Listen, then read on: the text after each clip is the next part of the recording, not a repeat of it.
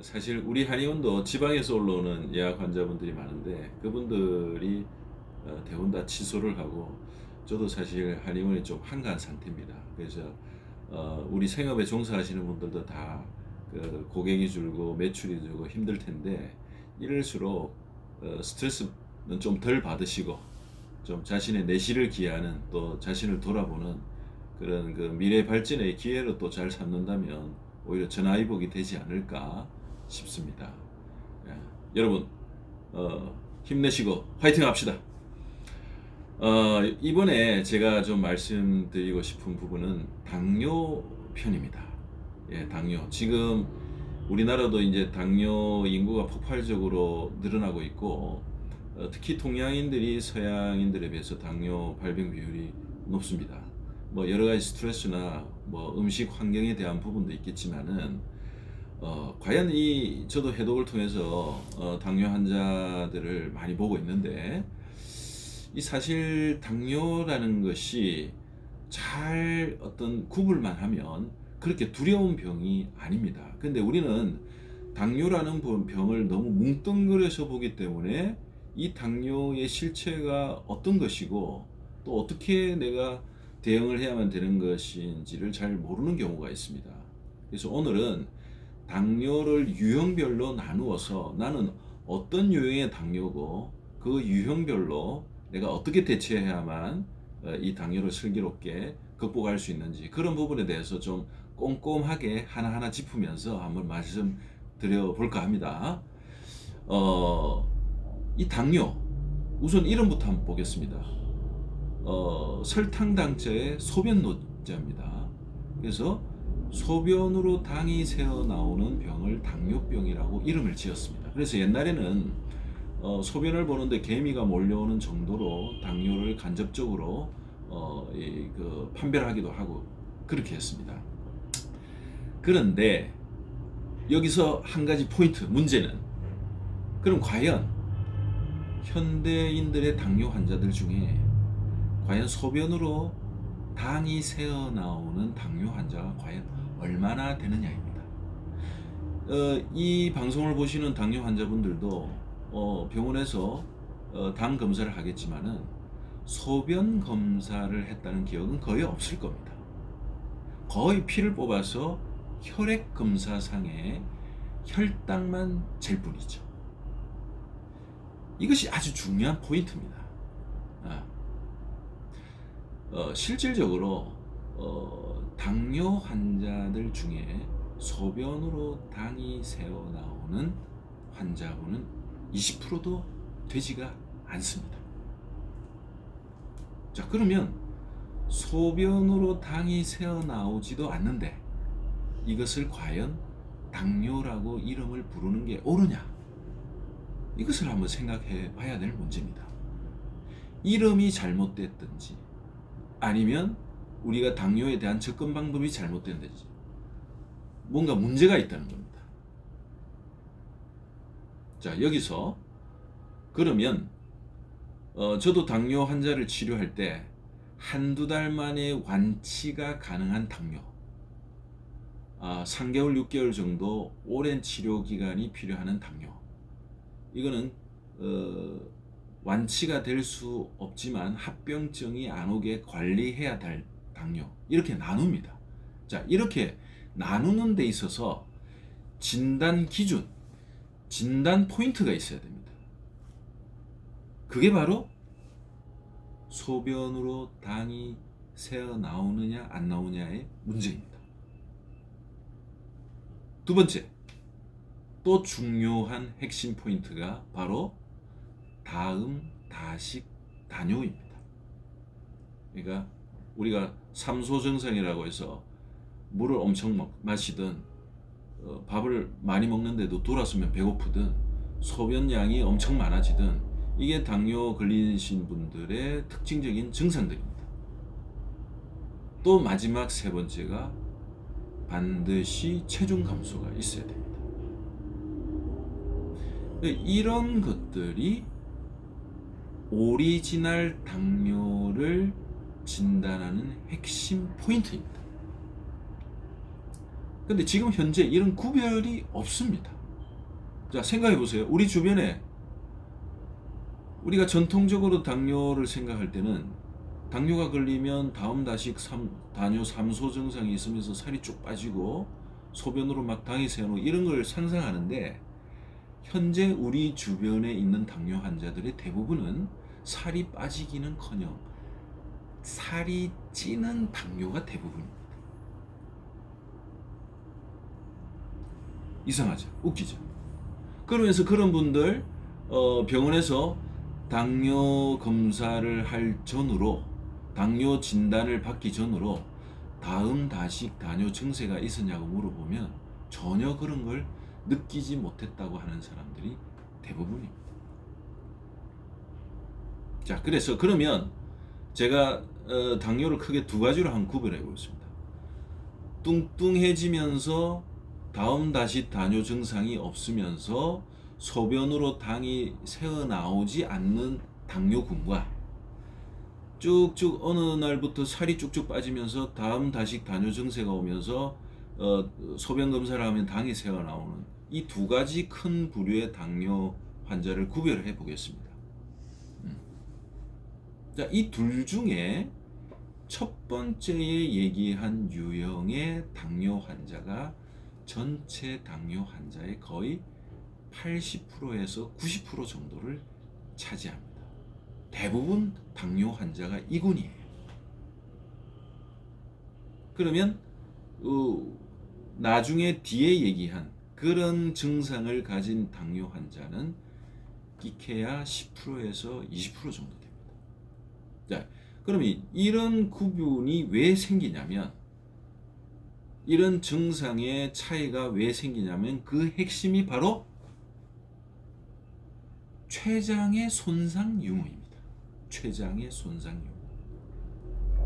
자, 여러분들은 당뇨는 췌장에서 인슐린 분비가 잘 안 돼서 오는 병이다, 이 하나와 췌장에서 인슐린 분비는 잘 되는데 그게 세포 속으로 인슐린이 잘 쓰이지 못한다, 그래서 당을 세포 속으로 밀어넣지를 못한다, 이 인슐린 저항성, 이 두 가지를 알 겁니다.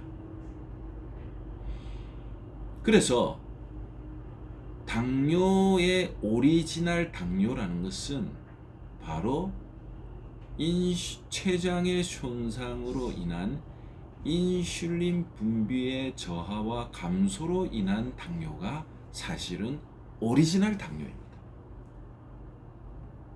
자, 인슐린 손상, 췌장의 손상으로 인한 인슐린 분비 감소를 내가 검사를 해야만 아느냐? 그게 아닙니다. 바로 그 자각 증상으로 얼마든지 자각 진단할 수 있는 게 바로 췌장 손상으로 인한 인슐린 분비의 감소입니다. 그러면 그 진단 포인트가 아까 말씀드린 바로 다음 다식 다뇨 증세가 있느냐, 체중 감소가 있느냐, 소변으로 당이 새어나오느냐, 이게 바로 췌장 손상을 의미합니다. 췌장 손상으로 인한 인슐린 분비 저하를 의미합니다. 자, 왜 그러면 췌장에서 인슐린 분비가 안 되면 이런 증상이 나타나느냐? 우선 생각해 보겠습니다. 포도당이라는 것은 우리 이 에너지원이라는 걸 알 겁니다. 근데 인슐린은 그 포도당이 세포 속으로 들어가게 만들어서 세포 속에서 그 에너지나 칼로리 대사가 되게끔 도와주는 그 핵심 키 역할이 인슐린입니다. 근데 췌장이 손상되어서 인슐린이 잘 안 만들어진다 칩시다. 그러면 음식을 먹은 영양소 중에 포도당이 혈액 속으로 엄청 유입이 되겠죠. 그럼 이 유입된 포도당은 세포 속으로, 근육 속으로 들어가거나 아니면 그 쓰임새가 없다면 간으로 가서 지방으로 축적이 되거나 이런 역할을 하는 것이 인슐린인데, 인슐린 분비가 잘 안 된다고 생각해 봅시다. 이 포도당이 세포 속으로, 근육 속으로 들어가지도 못하고 간으로 가서 지방으로 축적되지도 못하고 이렇게 되죠. 그러면 그 상태에서 혈중 당 검사를 하면 당연히 고혈당, 아주 높은 당이 검사가 되겠죠. 하지만 혈액 속에만 혈당이 높을 뿐이지 근육이나 세포로 당이 들어가지 못하다 보니까 세포는 굶주린 상태가 되는 거죠. 그래서 아무리 먹어도 세포 속으로 에너지원이 들어가지 못하니까 다식 증세가 생깁니다. 아무리 먹어도 세포의 입장에서는 굶주린 상태가 되기 때문에 다식이 되면서 돌았으면 배고프고 이렇게 되는 거예요. 그러면서 두 번째, 우리가 짠 걸 먹으면 갈증이 일어나지 않습니까? 그러면 염분 성분이 혈액 속에 농도가 높아지기 때문에 그 높아진 염분을 희석시키기 위해서, 그걸 또 소변으로 빼내기 위해서 갈증이 생기는 겁니다. 그러면 세포 속으로 들어가지 못해서 혈액 속에 당이 진해지면 이걸 묽게 희석하기 위해서 갈증이 생기는 겁니다. 짠 걸 먹고 갈증이 생기는 건 똑같은 이치죠. 그래서 그 진해진 당분을 묽게 만들고 그것을 소변으로 빼내기 위해서 끊임없는 갈증이 생기는 것이죠. 심하면 물을 한 바가지 마셔도 돌아서면 또 갈증이 나고 이렇게 되는 겁니다. 그리고 그러면 인슐린이 없어서 세포로 근육으로도 간으로도 가지 못하는 이 포도당이 혈액 속에 계속 머물러 있으면 엄청난 혈관 손상을 일으킵니다. 그래서 우리 몸은 혈관을 보호하고 우리 몸을 보호하기 위해서 이 오갈 데 없는 당분을 결국 소변으로 배출을 시키는 것이죠. 그래서 그러한 당뇨 환자가 소변을 보게 되면 개미가 엄청나게 몰려드는 것입니다. 자, 이래서 오리지널 당뇨, 췌장 손상으로 인한 인슐린이 분비가 안 되는 당뇨는 다음 다식 다뇨 증세가 생기면서 소변으로 당이 새어나올 수밖에 없는 구조가 되는 것입니다. 그리고 이런 당뇨 환자들은 아무리 많이 먹어도 그 포도당이 세포 속으로 들어가지도 못하고 근육에서 지방으로 쌓이지도 않기 때문에 끊임없이 체중 감소가 올 수밖에 없습니다. 그래서 포도당으로 에너지를 쓰지 못하니까 우리 몸에 저장된 지방과 그 단백질 근육을 분해해서 에너지원으로 쓰다 보니까 당뇨가 오게 되면 급격한 체중 감소가 일어나는 것입니다. 자, 한 번 더 정리하겠습니다. 다음 다식 다뇨 증세가 있으면서 소변으로 당이 새어나오면서 급격한 체중 감소가 오는 것을 췌장 손상으로 인한 인슐린 분비 저하, 그로 인한 당뇨를 오리지널 당뇨, 일형 당뇨라고도 하죠. 근데 우리가 알고 있는 일형 당뇨의 대부분은 선천적 유전적으로 췌장에 문제가 있어서 인슐린을 분비를 잘 못 시키는 체질에서 발생되는 것을 일형 당뇨, 자가 면역 질환의 당뇨 이렇게 부르는 거죠. 그래서 이런 당뇨들은 유전적 체질적 소인을 띠고 있기 때문에 10대 때부터 이미 그 증세가 시작이 됩니다. 소아당뇨의 대부분이 일형 당뇨인 것이죠.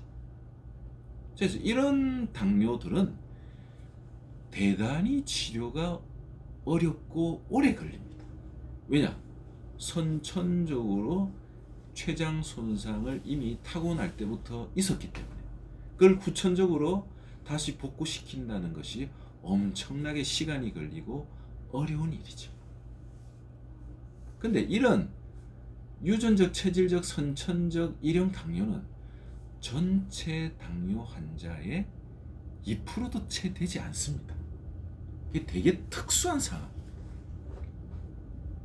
이런 당뇨가 결국에는 실명이나 또 이 수족 괴사, 또 콩팥의 손상, 이런 무시무시한 당뇨 합병증으로 이완될 확률이 매우 높고 그 속도 또한 대단히 빠른 것이죠. 자, 이렇게 일형 당뇨를 한번 정리해 보았습니다. 자, 그러면 우리가 알고 있는 인슐린 저항성 당뇨, 인슐린 저항성 당뇨, 소위 말하는 2형 당뇨. 자, 이런 당뇨의 특징은 살이 빠지기는커녕 오히려 뚱뚱해지면서 당뇨가 옵니다. 그리고 다음 다식 당뇨 증세가 거의 없습니다. 이런 사람들 중에서는 초기에 소변으로 당이 검출이 되지도 않습니다.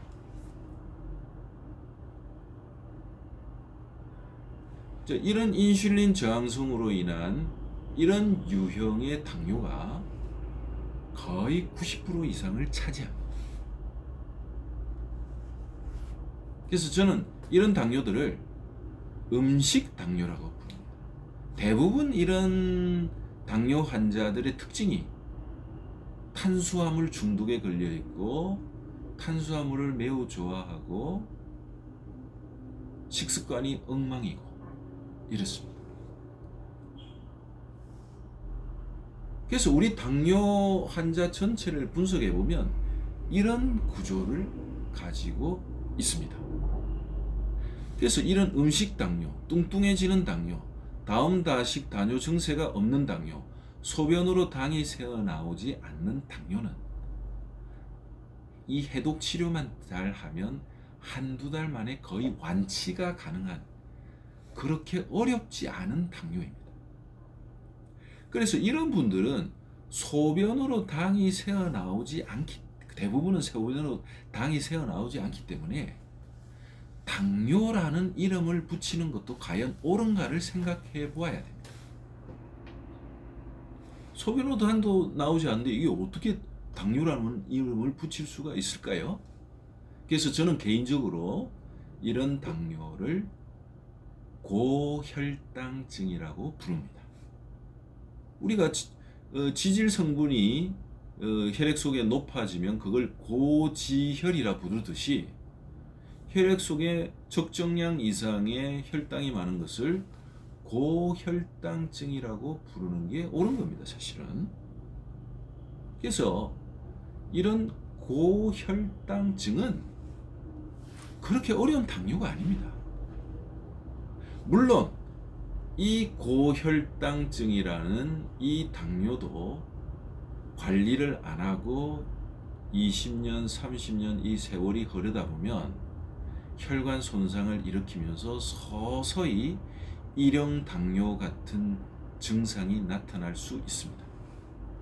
소변으로 당도 새어 나오면서 나중에는 여러 가지 당뇨 합병증도 생길 수가 있는 거죠. 근데 그 속도가 10년에서 30년 정도로 대단히 천천히 진행이 됩니다. 근데 일형 당뇨는 다르죠. 아주 속도가 빠릅니다. 자, 이렇게 당뇨를 크게 두 부류로 분리할 수가 있습니다. 이제 여러분들은 당뇨를 이런 기준에서 자신의 당뇨를 한번 돌아보는 눈이 생겼을 거예요. 자, 여러분들은 오늘 이 방송을 봄으로써 내가 어떤 유형의 당뇨인지를 정확하게 이제 아는 진단 기준이 생겼을 겁니다. 자, 그러면 다음 편에는 과연 일형 당뇨는 과연 어떻게 관리하고 어떻게 치료해야 되고 음식은 어떻게 먹어야 되고 이형 당뇨는 또 일상 관리를 어떻게 해야 되는가, 이런 부분에 대해서 좀 더 구체적으로 알아보는 시간을 한번 만들도록 하겠습니다. 시청해 주셔서 감사합니다. 다음 편에서 뵙겠습니다.